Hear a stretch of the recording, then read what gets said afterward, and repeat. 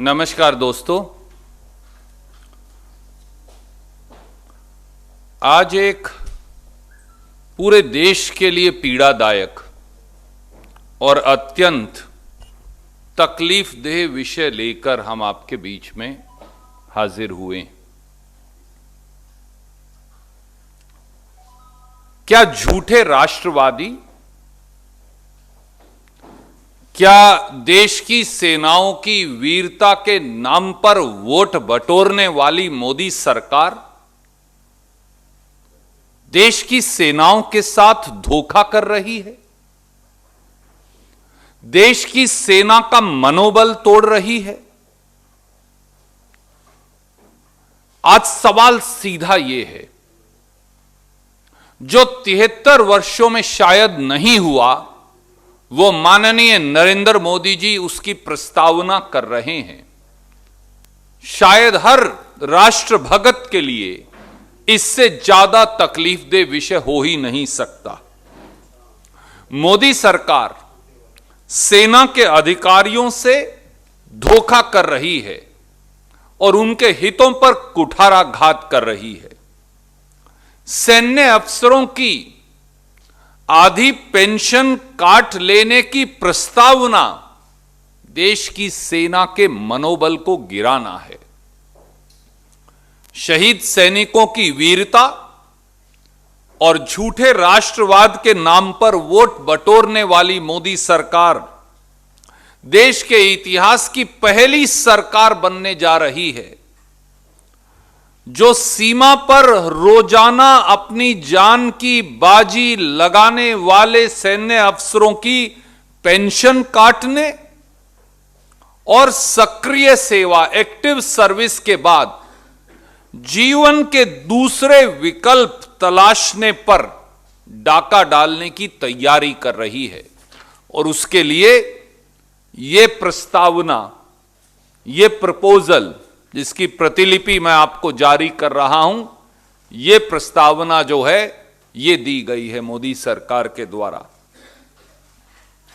एक तरफ तो स्वांग रच मोदी जी सेना के लिए दिया जलाने की बात करते हैं और दूसरी तरफ साहसी और बहादुर सैन्य अफसरों के जीवन में उनकी पेंशन काट दिवाली के मौके पर अंधेरा करने का प्रयास कर रहे हैं। यही भाजपा का झूठा और असली राष्ट्रवाद है। आइए इसके 5 महत्वपूर्ण पहलू जानें। पहला, सेना में भर्ती होते हुए यानी मिलिट्री कमीशन के समय इंडियन मिलिट्री एकेडमी में हर सैन्य अधिकारी से 20 साल की कंपलसरी सर्विस का बॉन्ड भरवाया जाता है।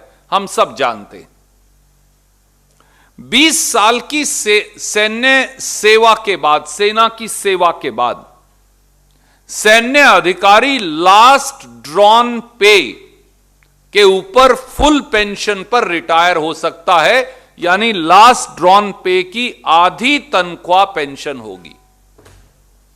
उदाहरण अगर मैं दूं, अगर किसी अधिकारी की लास्ट ड्रॉन पे मूल वेतन 1 लाख रुपया था, तो उसका मासिक पेंशन 20 साल की सेवा के बाद 50,000 रुपया प्रति माह होगी।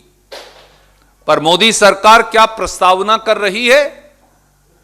अगर 20 साल की सेवा के बाद सेना का अधिकारी सेवानिवृत्ति लेगा, तो फिर उसे 50,000 रुपया प्रति माह से काटकर वो 25,000 रुपया प्रति माह कर देंगे। यानी लास्ट ड्रॉन पे जो फुल पेंशन मिलती थी, अब उसको आधा काट दिया गया है।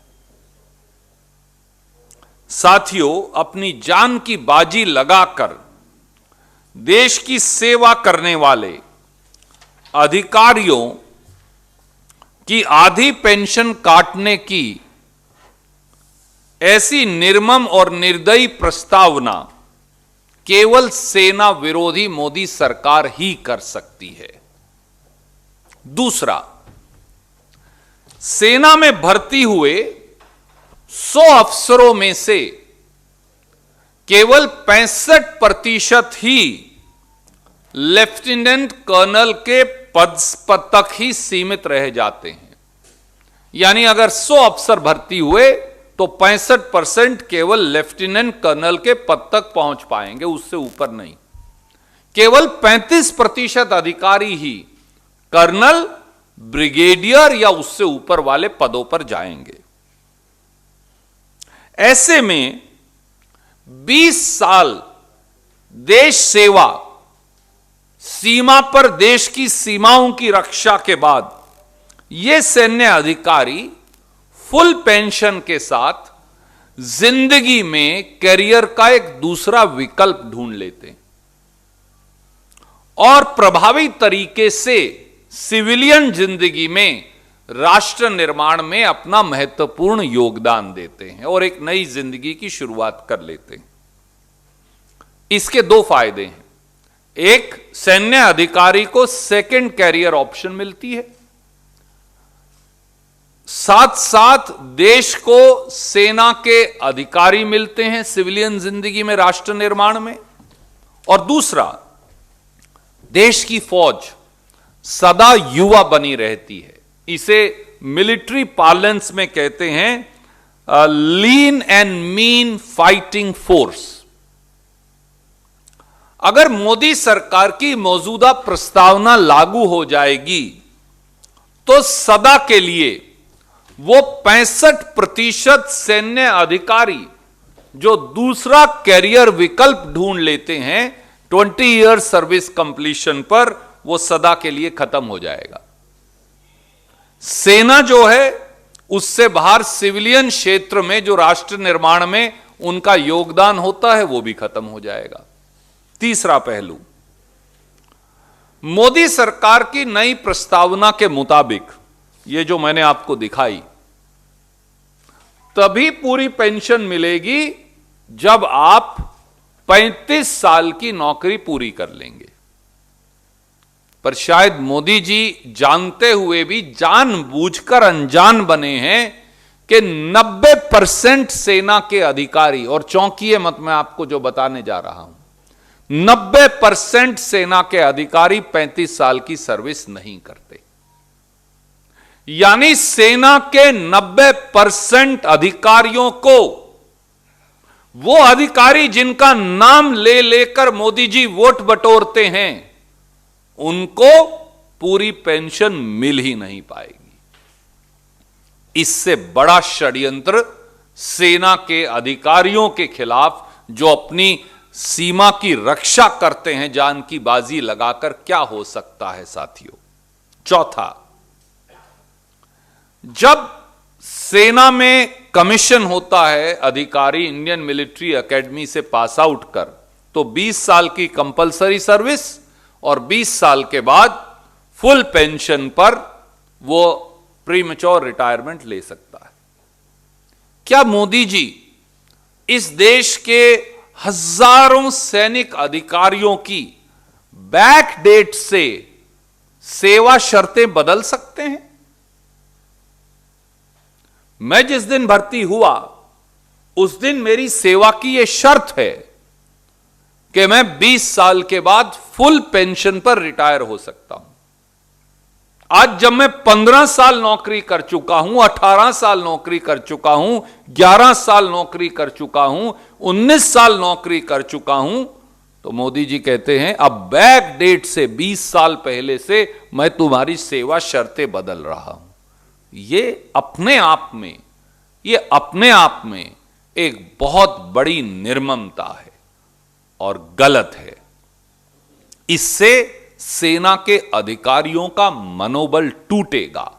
मैं इल्जाम लगाता हूं कि मोदी सरकार सेना के अधिकारियों का मनोबल तोड़ने का षड्यंत्र कर रही है। और पांचवा, साथियों, भारत की तीनों सेनाओं में पहले से ही 9,427 अफसरों की कमी है, जो 2019 का आखिरी आंकड़ा उपलब्ध है। जून 2019 के आंकड़े बताते हैं कि थल सेना में 7,399, नौसेना में 1545 और वायुसेना में 483 अफसर हैं ही नहीं। मोदी सरकार की सेना का मनोबल तोड़ने की इस प्रस्तावना के बाद स्वाभाविक तौर से देश के युवाओं का सेनाओं में भर्ती होने के प्रति आकर्षण कम हो जाएगा। इससे नुकसान किसको होगा? तो वो लीन और मीन फाइटिंग मशीन जो है, जो एक हमारी यंग सेना है, युवा सेना है, वो प्रभावित हो जाएगी। और एक छोटा सा पहलू है जो मैंने यहां लिखा नहीं पर आपको बताना चाहूंगा।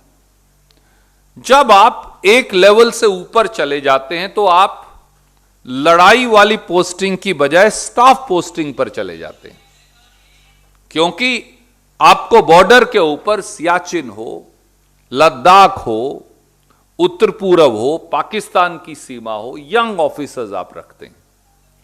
जो सीनियर हो जाते हैं उन्हें स्टाफ पोस्टिंग कहते हैं। तो अब इस प्रस्तावना के मुताबिक तो सब स्टाफ पोस्टिंग्स हो जाएंगी, तो इतनी पोस्ट तो है ही नहीं, तो फिर नई पोस्ट क्रिएट करेंगे और पैसा लगेगा, तो फिर बचत क्या होगी? और 8,000 करोड़ का जहाज जो प्रधानमंत्री खरीद सकता है, 7,500 करोड़ के इश्तेहार दे सकता है, वो सेना की पेंशन क्यों काट रहा है?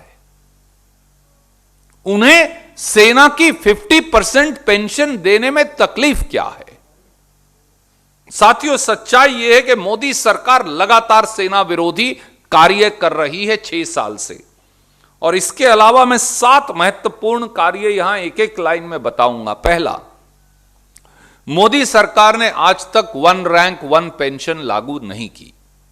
दूसरा, मोदी सरकार ने जो कांग्रेस, यूपीए और सरदार मनमोहन सिंह जी, सोनिया गांधी जी ने शुरू की थी, सेना की non functional utility benefit scheme, जिसमें ऑटोमेटिक टाइम बाउंड पे प्रमोशन का प्रावधान था, उसे खत्म कर दिया। तीसरा, यहां तक कि सेना की कैंटीन से रिटायर्ड सेना के अधिकारी, सर्विंग सेना के अधिकारी अपनी जरूरत का सामान ले लेते थे। यह तो सरकार इतनी मक्खी चूस है, 8,000 करोड़ का जहाज प्रधानमंत्री के लिए खरीद लेगी, पर आप कितनी साबुन और शैंपू खरीदोगे उनके ऊपर भी सीमा लगा दी। मोदी सरकार ने सियाचिन और लद्दाख में, और यह मैं नहीं कह रहा, सीएजी ने कहा कि सियाचिन और लद्दाख में सेना के लिए इक्विपमेंट, उनके लिए जूते, बुलेट प्रूफ जैकेट, सर्दी का गियर, उसे खरीदने में भयंकर देरी कर दी। मोदी सरकार ने डिसेबिलिटी पेंशन पाने वाले सेना के अधिकारियों पर इनकम टैक्स लगा दिया। मोदी सरकार ने शॉर्ट सर्विस कमीशन भी तो सेना की सेवा है, जो वो सेवा करके साथी वापिस आते थे, उनकी मेडिकल फैसिलिटी विड्रॉ कर ली। मोदी सरकार ने 70,000 सैनिकों वाली माउंटेन कोर, जो हमने बनाने का निर्णय किया था सरदार मनमोहन सिंह जी के कार्यकाल में, ताकि पूरे चीन की सीमा पर वो लगाया जा सके, पैसों की दुहाई देकर उसे खत्म कर दिया। और अब देश की सेना पर मोदी सरकार के इस ताजे हमले की प्रस्तावना ने झूठे राष्ट्रवादियों का सेना विरोधी चेहरा उजागर कर दिया है। हमारी मांग है कि देश के प्रधानमंत्री मोदी जी सामने आकर इस पर वक्तव्य दें और सेना विरोधी इस 29 अक्टूबर 2020 की प्रस्तावना को बगैर देरी के वापस लें। Before I take your questions, I want to say very, very briefly in English. Modi government has betrayed our brave armed forces. Modi government is deliberately hurting the morale of our armed forces by snatching away 50% of their pension. Habitual of seeking votes on the sacrifice of our brave soldiers and on fake nationalism. Modi government has become the first regime in the history of India to steal the pension of our armed forces and its officers and hurt their alternate career choices after active service for our motherland. And this is an evidence thereof. And 4 or 5 things, while Prime Minister exhorts the country to light a candle for our forces, he spreads darkness in their lives by even cutting their pension and blocking their career progression. If this is not BJP's fake nationalism, then what is? And I want to very quickly highlight 5 short points. An officer can retire after 20 years of active service with full pension. So he or she gets 50% of the last drawn basic pay. Hypothetically, if an officer was getting 1 lakh rupees as last drawn pay per month, then the pension would be 50,000 rupees per month. Modi government seeks to reduce it from 50,000 to rupees 25,000 per month. That means they want to apply 50% cut to that also. Secondly, on an average, only 65% of the officers of the armed forces, they are confined actually to the rank of lieutenant colonel. They do not go above that. Only 35% officers go to the rank of colonel, brigadier and above. So these 65% officers, almost always what they do, on completion of 20 years of service, they choose an alternative career path in the civilian field, contributing to the nation building. And many people and governments and private enterprises take them willingly. So they have served the motherland for 20 years and then they serve the country for rest of their times. If you are not going to let them retire till 57 years, for you are going to take away their pension, then post 57 years, what will they contribute? Nothing. So Modi ji is snatching away the career progression of our officers after 20 years of active service. Thirdly, according to Modi government's new proposal, only if you have served for 35 years, you will get full pension. But does Modi ji know, or perhaps he deliberately doesn't want to know, that 90% of officers do not serve for 35 years. That means 90% of officers will be denied right to full pension. Fourthly, how can Prime Minister and this Modi government change the service conditions of officers from backdate?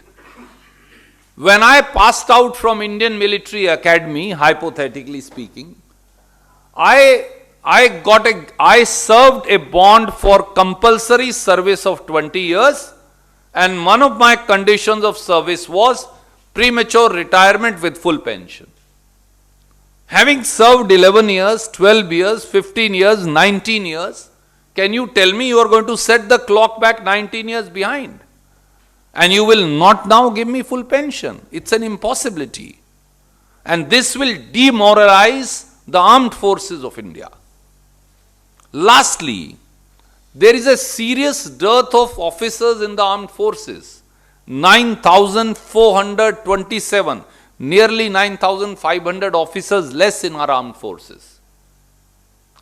if you are going to put such conditions whereby you're going to take away second career progression, you're going to take away pension, will it not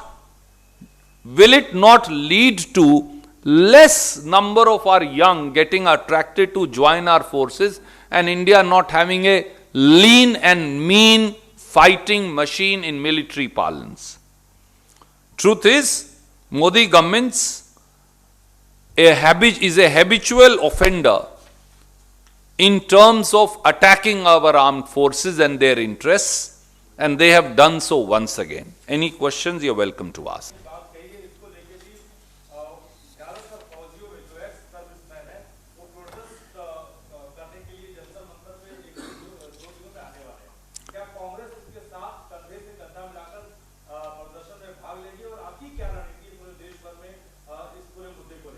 आदरणीय साथी, 2014 में सरदार मनमोहन सिंह जी और राहुल गांधी जी के सरदार मनमोहन सिंह जी की सरकार ने राहुल गांधी जी की प्रार्थना और फौज के जो हमारे पर्सनल हैं, वेटरन्स हैं, उनकी दरख्वास्त पर जो आदेश जारी किया था वो वन रैंक वन पेंशन का फाइनल ऑर्डर था।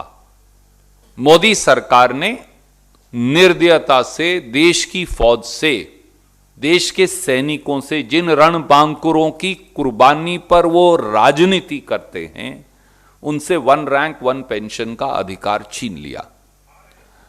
अनेकों बार श्री राहुल गांधी जी ने कहा है और कांग्रेस पार्टी ने कहा है, इसी मन से कहा है, हम वन रैंक वन पेंशन के पक्षधर हैं। जो अभी मोदी जी दे रहे हैं वो वन रैंक 5 पेंशन है। तो सेम रैंक में 5 अलग अलग तरह की पेंशन मिल रही हैं। ये घोर अन्याय देश की फौज के साथ है और मैंने इसीलिए 7 अलग अलग पहलू गिनाए। 6 साल से लगातार सेना के इंटरेस्ट पर मोदी जी हमला कर रहे हैं और सेना की कुर्बानी पर राजनीति, इससे ज्यादा निंदाजनक कार्य कोई हो ही नहीं सकता। Any other question, you welcome to ask. क्या आपको लगता है कि चीन को जिस तरह से डील करना चाहिए वो नहीं हो पा रहा है? आदरणीय साथी, पूरा देश समेत भारतीय राष्ट्रीय कांग्रेस के हमारी सेना के साथ एकजुट खड़ा है। हमें हमारी सेना पर गर्व है कि इस विषम परिस्थितियों में, भयंकर बर्फबारी के बीच, मोदी जी ने सेना को पूरा प्रोटेक्टिव गियर भी नहीं दिया बर्फ से बचने का। उसके बावजूद भी भारत माता का झंडा पकड़, देश का तिरंगा पकड़, हमारी सेना के बहादुर जवान और अधिकारी आज भी दुश्मन के सामने भारत मां की रक्षा के लिए सीना ताने खड़े हैं, हर कुर्बानी को तैयार। हमें गर्व है उन रणबांकुरों पर सवाल यह भी है कि देश के प्रधानमंत्री और सरकार क्या कर रही है। वो चीनी दुस्साहस को कैसे जवाब देगी, चीन को भारतीय सीमा से पीछे कैसे खदेड़ेगी, क्योंकि दुर्भाग्य से देश के प्रधानमंत्री तो चीन शब्द बोलने से डरते हैं। चीन का शब्द ही उनके मुंह से निकलता नहीं। तो इसलिए इस प्रश्न का जवाब देश के प्रधानमंत्री को 130 करोड़ देशवासियों को देना चाहिए। धन्यवाद।